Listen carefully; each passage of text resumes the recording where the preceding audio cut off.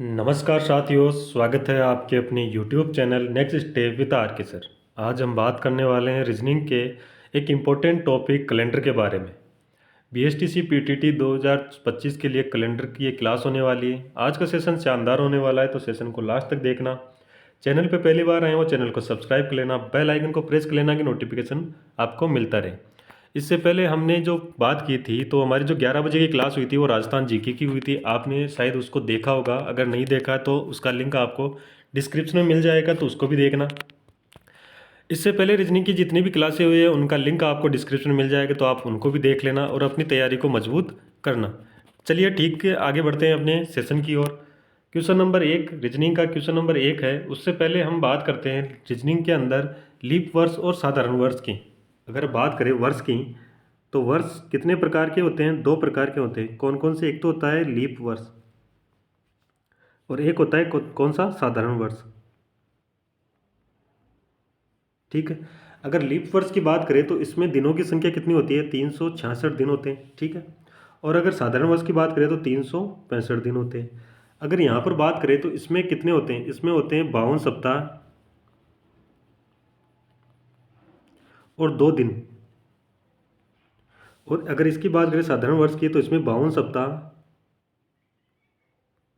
और 1 दिन अतिरिक्त होता है। ठीक है। अगर बात करें लीप वर्ष में, तो लीप वर्ष में फरवरी है वो होती है कितने दिन की? 29 दिन की। जबकि साधारण वर्ष की बात करें तो उसमें फरवरी कितने दिन की होती है? 28 दिन की होती है।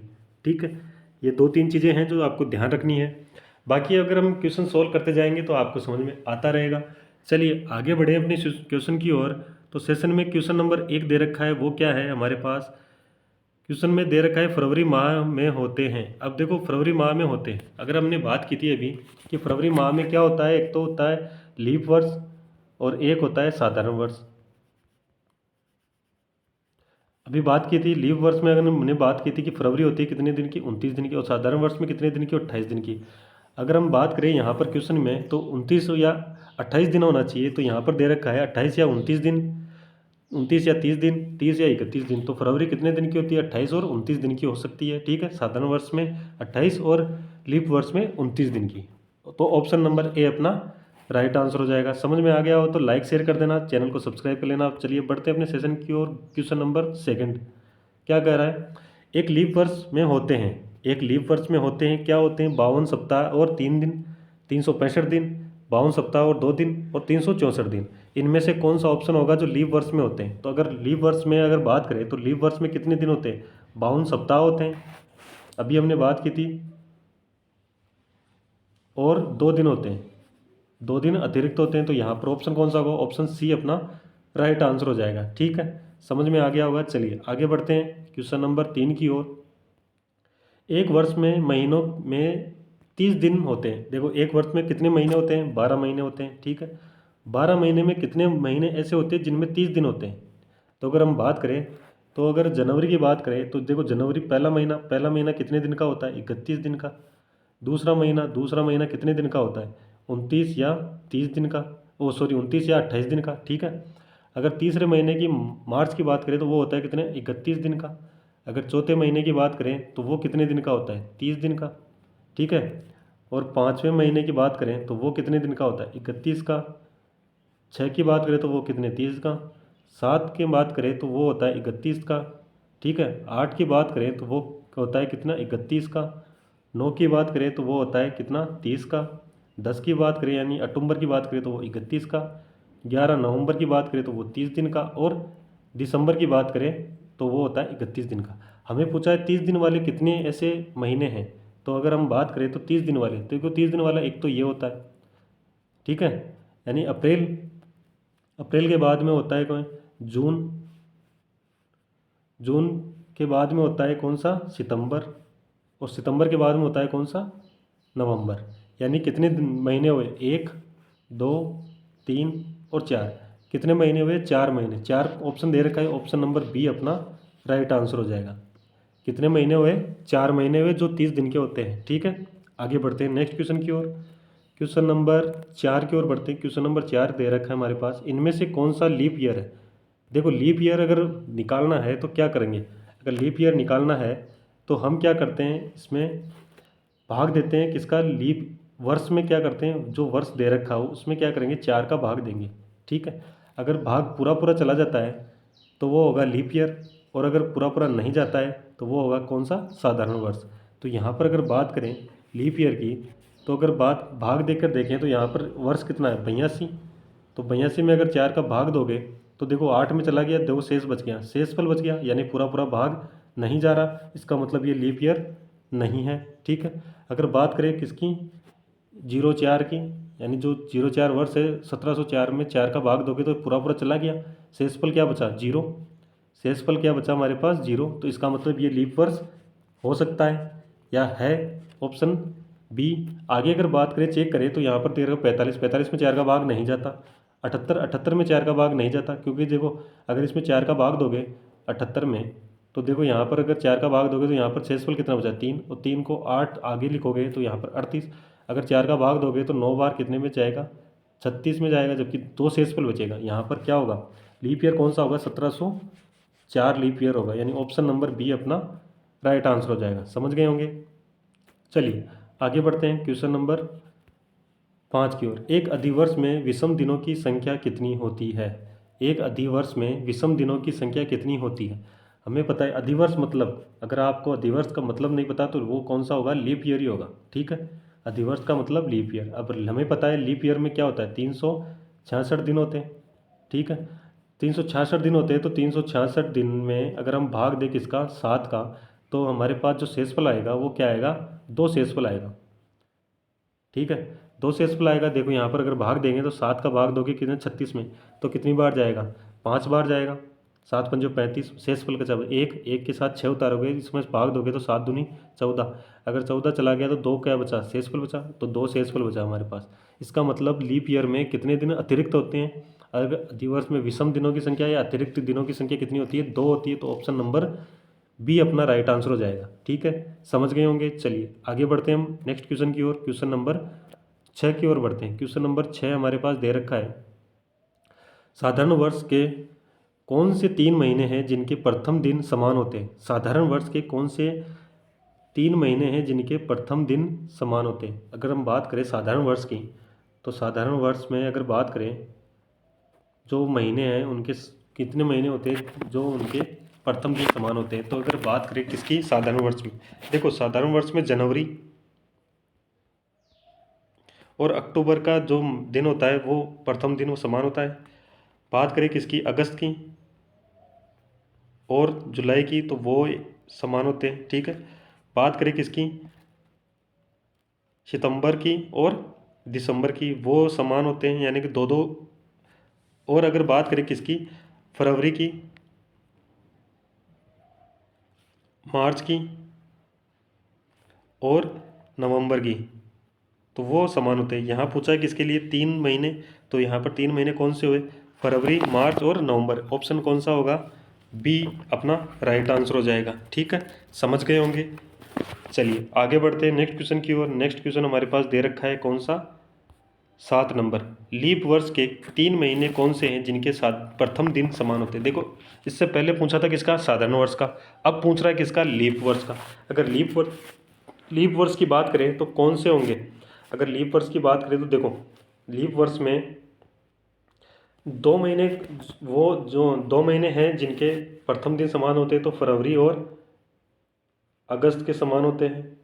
ठीक है, अगर आगे बात करें तो मार्च और नवंबर के समान होते हैं।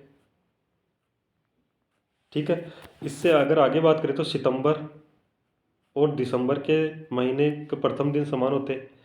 और अगर बात करें 3 महीने कौन कौन से हैं उनकी बात करें, तो देखो यहाँ पर होगा जनवरी,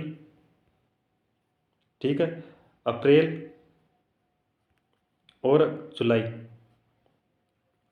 कौन से 3 महीने, जनवरी, अप्रैल और जुलाई, यानी ऑप्शन कौन सा होगा, ए अपना राइट आंसर हो जाएगा। किसमें, लीप वर्ष में 3 महीने जिनके प्रथम दिन समान होते हैं। ठीक है, कौन सा होगा, प्रथम दिन वाला ए ऑप्शन, यानी कि जो जनवरी, अप्रैल और जुलाई के जो प्रथम दिन है वो क्या होंगे, समान होंगे। ठीक है, किसमें, लीप वर्ष में।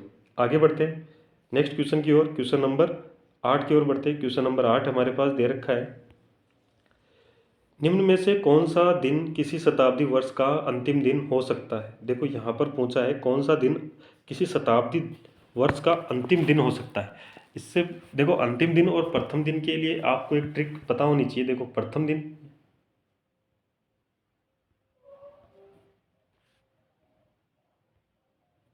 और अंतिम दिन,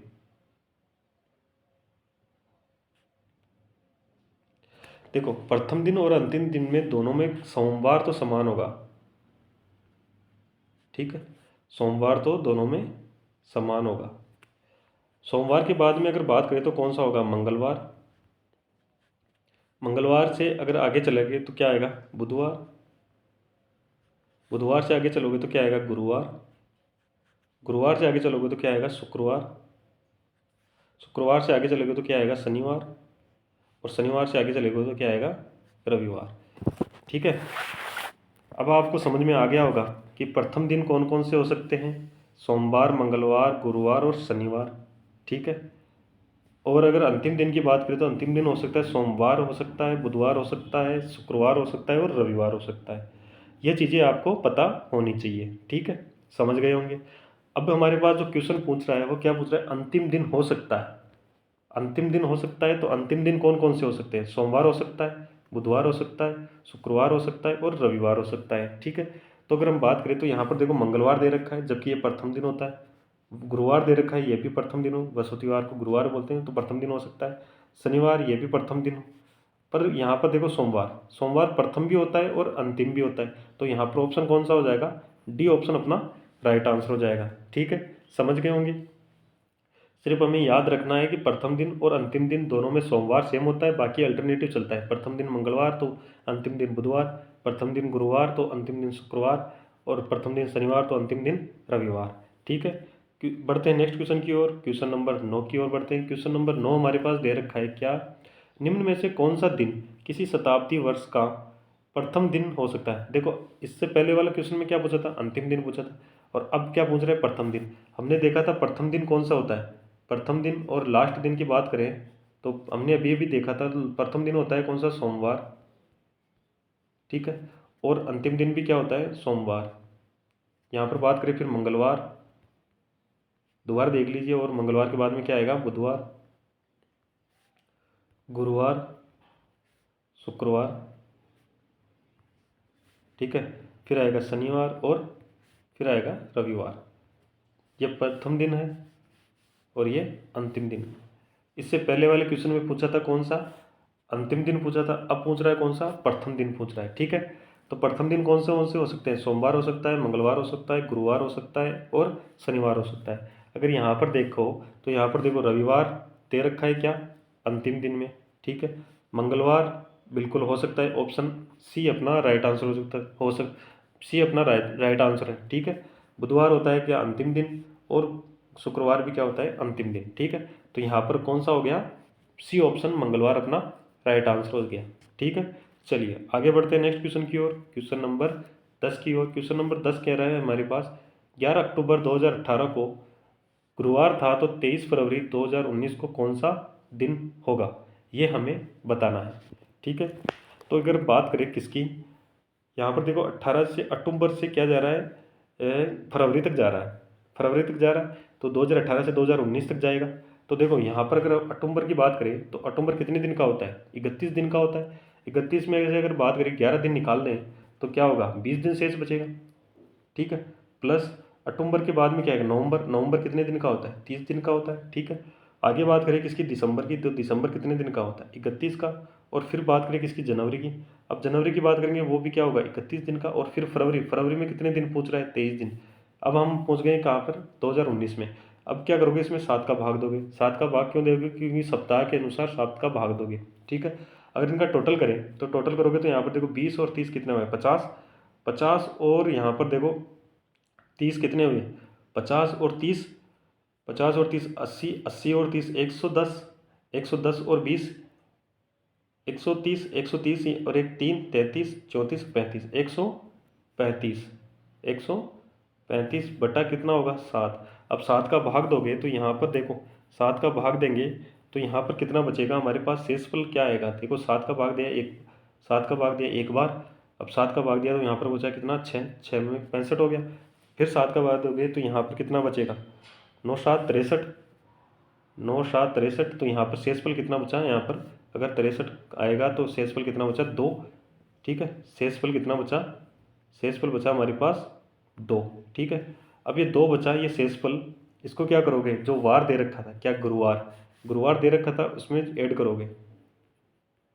अगर गुरुवार में 2 ऐड करोगे तो कौन सा वार आएगा, देखो गुरुवार के बाद में क्या आएगा, शुक्रवार, और शुक्रवार के बाद में क्या आएगा, शनिवार। तो यहाँ पर क्या आ जाएगा, शनिवार, शनिवार आएगा। ऑप्शन कौन सा होगा, ऑप्शन देखो, ऑप्शन में देखोगे तो बी ऑप्शन अपना राइट आंसर हो जाएगा। अब 23 फरवरी 2019 को कौन सा वार होगा, शनिवार होगा। ठीक है, समझ में आ गया होगा कैसे हमने निकाला है। आगे बढ़ते हैं नेक्स्ट क्वेश्चन की ओर। क्वेश्चन दे रखा है हमारे पास 22 फरवरी 2002 को शुक्रवार था, तो 15 मार्च 2008 को कौन सा दिन होगा, ये हमें ज्ञात करना है। ठीक है, अगर हम बात करें, देखो फरवरी यहाँ पर दे रखा है, फरवरी दे रखा है कितना, 22, और यहाँ पर दे रखा है मार्च। अगर मैं कहूँ आपको कि इस फरवरी को क्या कर लूँ, मार्च में बदल लूँ, ठीक है, इस फरवरी को मार्च में बदल लूँ, फिर हम आसानी से उसको निकाल लेंगे। तो यहाँ पर अगर हम 15 मार्च तक ले जाएँ तो फिर ईयर को चेंज करना होगा।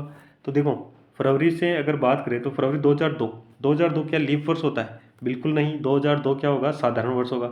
और साधारण वर्ष में अगर फरवरी की बात करें तो वो क्या, कितने दिन की होती है, 28 दिन की होती है। अगर 28 में से 22 चला गया तो कितने दिन बचे, शेष 6 दिन बचे। प्लस अगर हम 15 मार्च तक चलें, 15 मार्च तक चले तो कितने दिन और ऐड करना होगा, 15 करना होगा। यहाँ पर भाग किसका देना देना होगा, 7 का। अगर इसको ऐड करोगे तो यहाँ पर कितना आएगा, 21, और 21 में अगर 7 का भाग दोगे तो शेषफल क्या आएगा हमारे पास, 0। ठीक है, मतलब क्या हुआ, अब हुआ 15 मार्च 2002 को शुक्रवार ही होगा। ठीक है, और अब हम निकाल सकते हैं 15 मार्च 2008। ठीक है, 2008 निकाल सकते हैं कि कौन सा वार होगा। अगर हम यहाँ पर बात करें, देखो 2002 के बाद में अगर चले 2003 के लिए एक ऐड करना होगा, विषम संख्या है, विषम ईयर है, यानी जो ईयर है वो साधारण वर्ष है। फिर देखो 2003 से 2004 के लिए एक, 2004 से 2005 के लिए देखो लीप वर्ष आ गया तो 2, 2006 के लिए एक, 2007 के लिए एक, 2008 के लिए जाओगे तो एक। ठीक है, फिर देखो यहाँ पर अगर हम ऐड करें तो क्या होगा, यहाँ पर देखो ऐड करते हैं तो कितना हुआ, 1 2 3 4 5 6 7, 7 हुआ। 7 में 7 का भाग दोगे तो 0 आएगा शेषफल।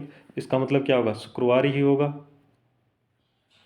शुक्रवार ही होगा। तो ऑप्शन कौन सा हो जाएगा हमारे लिए, ऑप्शन कौन सा होगा, सी ऑप्शन अपना राइट आंसर हो जाएगा। ठीक है, सी ऑप्शन अपना राइट आंसर हो जाएगा।